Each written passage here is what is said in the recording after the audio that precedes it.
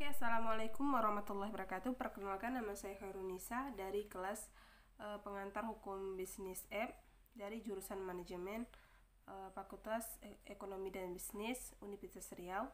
Baiklah, di sini saya untuk menyelesaikan tugas dari pengantar hukum bisnis. Sini saya akan menjelaskan tentang materi hukum jaminan. Saya akan menjelaskan melalui PPT atau PowerPoint berikut ini. Di sini saya akan menjelaskan tentang apa yang dimaksud dengan hukum jaminan. Jadi, hukum jaminan itu merupakan keseluruhan kaidah-kaidah hukum yang mengatur hubungan hukum antara pemberi dan penerima jaminan tersebut. Dalam kaitannya itu dengan pembebanan jaminan untuk mendapatkan fasilitas kredit. Selanjutnya saya akan menjelaskan tentang apa yang dimaksud dengan jaminan. Jadi, jaminan itu merupakan sesuatu yang diberikan kepada kreditor untuk menimbulkan keyakinan bahwa debitur akan memenuhi kewajiban yang didapat dinilai dengan uang yang timbul dari suatu perikatan. Jadi maksudnya itu apa sih? Jadi jaminan itu dapat dikatakan merupakan perjanjian untuk menimbulkan hak-hak jaminan dan khususnya pada hak-hak jaminan kebendaan yang memberikan kepada kreditor untuk kedudukan yang lebih baik. Itu yang dimaksud dengan jaminan. Kemudian dari jaminan ini memiliki arti pentingnya dalam lembaga jaminan. Yang pertama itu adalah dalam perkembangan ekonomi dan perdagangan selalu diikuti dengan perkembangan kebutuhan akan kredit. Yang kedua, fasilitas kredit yang diberikan oleh kreditor atau bank demi keamanannya diperlukan jaminan atau anggunan. Oke, selanjutnya adalah dalam hukum jaminan itu memiliki pengaturan hukum jaminan. Yang pertama itu dalam KUH Perdata buku 2 yang mana jaminan kebendaan. Yang pertama itu adalah gadai dalam pasal 1150 sampai 1160 BW. Yang kemudian yang kedua adalah hipotek kapel pasal 1162 sampai 1232 BW. Itu buku 3 jaminan perorangan. Jadi perjanjian pertanggungan pasal 1820 sampai 1850. Kemudian yang kedua adalah di luar BW. Itu adalah hak tanggungan UU nomor 4 1996. Yang kedua adalah yang baginya itu adalah fidusia dan sewa beli. Oke, selanjutnya saya akan menjelaskan dari hukum jaminan itu memiliki barang jaminan.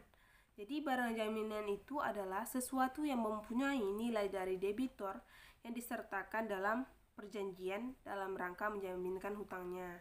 Jadi sudah ditentukan barang yang ditentukan untuk menjadi jaminan dalam peminjaman uang. Kemudian tanpa disertai barang jaminan, maka yang akan terjadi semata-mata hanyalah suatu kontrak atas suatu hutang atau atas piutang dan suatu kewajiban untuk memenuhinya. Jadi hak-hak jaminan itu diatur dalam buku 2 BW dan hak-hak yang kekayaan dan hak-hak yang bernilai ekonomis dan dapat diperjualbelikan. Jadi barang yang dijamin itu bisa diperjualbelikan gitu. Benda yang digunakan sebagai jaminan harus benda yang dapat dialihkan dan mempunyai nilai jual. Jadi itu maksudnya harus memiliki nilai jual. Jika debitur cedera janji atau mengingkar janji, maka akan kreditor melakukan eksekusi benda yang dijaminkan. Jadi menjadi hak miliknya itu. Jika dia tidak mendapatkan janjinya dari jaminan yang telah diberikannya, maka hak yang dipegang oleh debitur itu maka akan menjadi hak miliknya sendiri. Jadi benda yang dijaminkan bukan hanya sekedar seperti itu saja, tapi jika dia mengingkari maka menjadi hak miliknya sendiri. Selanjutnya saya akan menjelaskan dari hukum jaminan itu adalah kegunaan barang jaminan. Jadi kegunaan barang jaminan itu memiliki ada beberapa. Yang pertama itu adalah memberikan hak dan kekuasaan kepada kreditor untuk mendapatkan pelunasan dengan barang-barang jaminan tersebut. bila mana debitur cedera janji. Kemudian memberikan dorongan kepada debitur agar betul-betul menjalankan usaha atau proyek yang dibiayai oleh kreditur tersebut. Jadi sudah ditentukan agar dia menepati janjinya. Yang kedua, bagian dari itu yang kedua adalah betul memenuhi ketentuan-ketentuan yang tercantum dalam perjanjian pokoknya. Jadi perjanjian jaminan sebagai perjanjian aksesori dari suatu perjanjian pokok, maksudnya itu yang artinya adalah keberadaan perjanjian jaminan tidak dapat dilepaskan dari adanya perjanjian pokok atau jaminan yang timbul karena adanya perjanjian pokok. Jadi tidak bisa dilepaskan dari perjanjian yang telah dilepaskan karena itu sudah ada kesepakatan antara kedua belah pihak. Itu merupakan kegunaan barang jaminan. Oke, selanjutnya saya akan menjelaskan dari fungsi jaminan karena memiliki beberapa fungsi. Jadi jaminan itu memiliki fungsi. Yang pertama itulah merupakan perangkat hukum yang mengatur tentang jaminan dari pihak debitur atau dari pihak ketiga bagi kepastian pelunasan piutang kreditor atau pelaksanaan suatu prestasi. Yang kedua adalah hukum jaminan merupakan bagian dari hukum benda. Itu merupakan fungsi dari hukum jaminan. Jadi dalam hukum jaminan itu kan memiliki akibat hukum perjanjian jaminan ada beberapa. Saya sebutkan adalah adanya tergantung pada perjanjian pokok, ikut beralih dengan beralihnya perjanjian pokok, hapusnya tergantung pada perjanjian pokok. Itu maksudnya. Selanjutnya saya akan menyebutkan beberapa unsur perjanjian. Yang pertama itu adalah kata sepakat di antara dua pihak atau lebih. Yang kedua, maksudnya itu adalah jadi ada kesepakatan antara orang yang membuat jaminan tersebut, yang memberi jaminan dan menerima jaminan tersebut. Jadi merupakan ada kesepakatan agar jika terjadi cedera janji, maka di situ kreditor bisa mengambil haknya gitu. Jadi dari barang yang dijaminkan oleh debitur itu, maka bisa menjadi hak kreditor tersebut. Kemudian kata sepakat yang tercapai tergantung pada para pihak. Jadi tergantung pada para pihak sepakatnya seperti apa gitu. Kemudian yang ketiga adalah kemauan para pihak untuk timbulkan akibat hukum.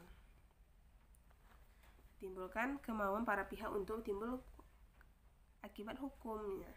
Jadi jika terdapat teringkar janji, maka pihak itu bisa melaporkan hukum pihak hukum gitu.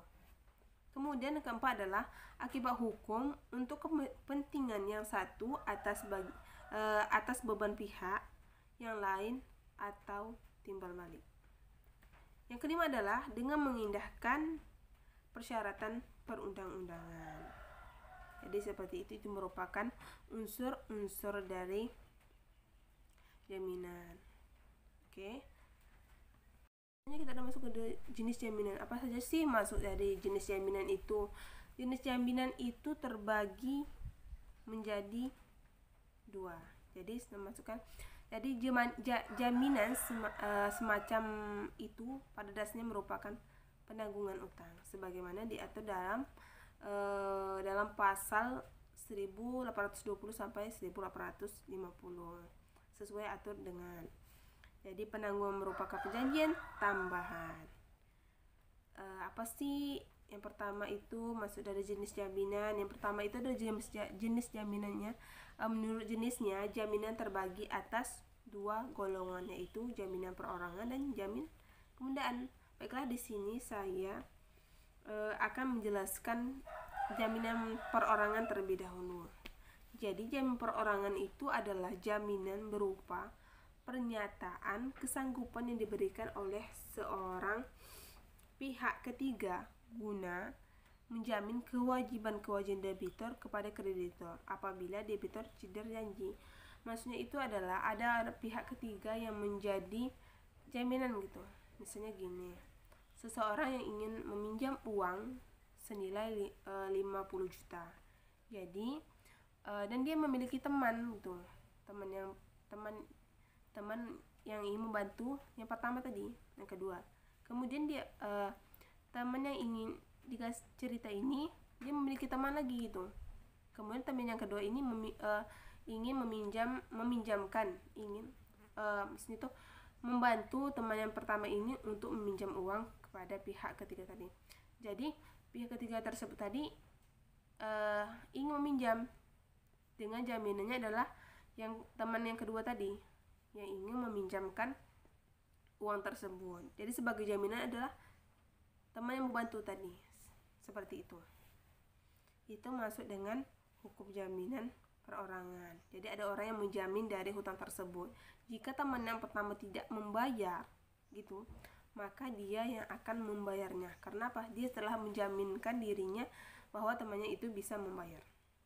Itu masuk dengan jaminan perorangan. Jadi jaminan perorangan adalah perjanjian itu dapat berupa penanggungan atau broker, bank garansi, jaminan perusahaan. Nah, itu masuk dengan jaminan perorangan. Jadi perorangan itu timbulnya perjanjian perorangan ini dikarenakan adanya perjanjian jaminan antara kreditor dengan pihak ketiga, maksudnya seperti itu ya. Dalam perjanjian jaminan itu, jaminan perorangan, pihak ketiga bertindak sebagai penjamin dalam pemenuhan kewajiban debitur apabila debitur tersebut ingkar janji atau cedera janji. Itu maksudnya dari jaminan perorangan. Lebih jelasnya lagi adalah perjanjian jaminan perorangan merupakan hak yang relatif. Maksudnya apa sih? Yaitu hak yang hanya dapat dipertahankan terhadap orang tertentu yang terkait dalam perjanjian. Jadi penanggungan adalah persetujuan dengan mana seseorang pihak ketiga guna kepentingan debitur mengikatkan diri guna memenuhi perikatannya. Itu maksudnya adalah jaminan perorangan. Oke, yang keduanya itu adalah jenis jaminan yang kedua adalah jaminan kebendaan. Jadi apa sih maksud dengan jaminan kebendaan? Jadi jaminan kebendaan itu adalah jaminan berupa harta kekayaan dengan cara pemisahan bagian dari harta kekayaan baik debitur maupun dari pihak ketiga. Jadi maksudnya itu guna menjamin pemenuhan kewajiban debitur apabila ingkar janji. Maksud lebih jelas seperti apa lagi sih jaminan kebendaan itu? Jadi pada hakikatnya adalah membebani suatu benda tertentu dengan lembaga jamin tertentu. Jadi ada benda yang dijaminkan. Yang sudah saya jelaskan pada pertama tadi. Jadi ada benda yang dijaminkan untuk dalam peminjaman misalnya itu. Jadi dapat dijelaskan pula jaminan kebendaan itu dapat dijelaskan merupakan hak mutlak atau absolut yang tidak bisa diubahkan. Jadi atas suatu benda tertentu yang menjadi objek jaminan dalam suatu utang yang suatu waktunya dapat diuangkan bagi pelunasan utang debitur tersebut apabila debitur tersebut diingkar janji itu. Jadi jika diingkar janji. Jadi perjanjian jaminan kebendaan ini merupakan perjanjian tambahan yang dimaksudkan mendukung secara khusus perjanjian terdahulu. Jadi pemisahan suatu bagian harta kekayaan seseorang yang bertujuan untuk menjaminkan dan menyediakan bagi pemenuhan kewajiban seorang debitur apabila ingkar janji. Baiklah, di sini saya akan masuk lagi dengan jaminan kebendaan menurut sifatnya. Ada beberapa. Yang pertama adalah benda berwujud.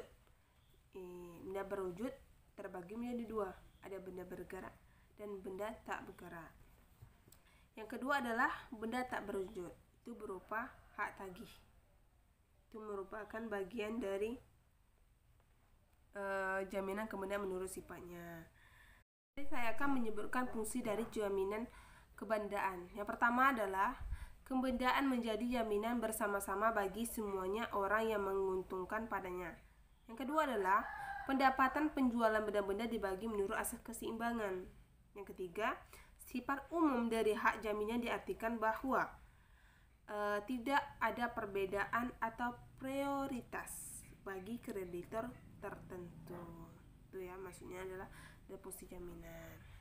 Selanjutnya kita masuk ke materi prinsip hukum jaminan. Jadi prinsip itu identik dengan Vrindkieval dalam bahasa Inggris, Vrindkieval dalam bahasa Latin. Jadi dapat dikatakan prinsip itu atau asas adalah sesuatu yang dapat kita jadikan alas dasar sebagai tumpuan, sebagai tempat untuk menyandarkan yang hendak kita jelaskan. Yang pertama itu prinsip hukum jaminan adalah prinsip absolut atau mutlak. Itu mempunyai sifat kebendaan sebagaimana diatur dalam pasal 528 WW, dapat dipertahankan terhadap siapapun juga. Kemudian pemegang hak berhak menuntut pada setiap orang yang mengganggu haknya. Kemudian adalah yang kedua adalah prinsip droit de suite. Itu adalah hak kebendaan mempunyai Zeggevolg atau droit de suite, artinya terus mengikuti bendanya dimanapun juga, dalam tangan siapapun juga barang itu berada. Kemudian hak tersebut terus mengikuti orang yang mempunyainya. Prinsip droit de suite nampaknya dalam pasal 7 UU hak tanggungan. Saat ini merupakan jaminan khusus bagi pemegang hak tanggungan. Kemudian yang C adalah, atau yang ketiga, prinsip droit de préférence. Itu hak jaminan kebendaan memberikan kedudukan didahulukan bagi kreditor pemegang hak jaminan terhadap kreditor lainnya. Kemudian terlihat dalam aturan pasal 1133 BW dan dalam pasal 1 UU hak tanggungan memberikan kedudukan yang lebih diutamakan. Diutamakan. Jadi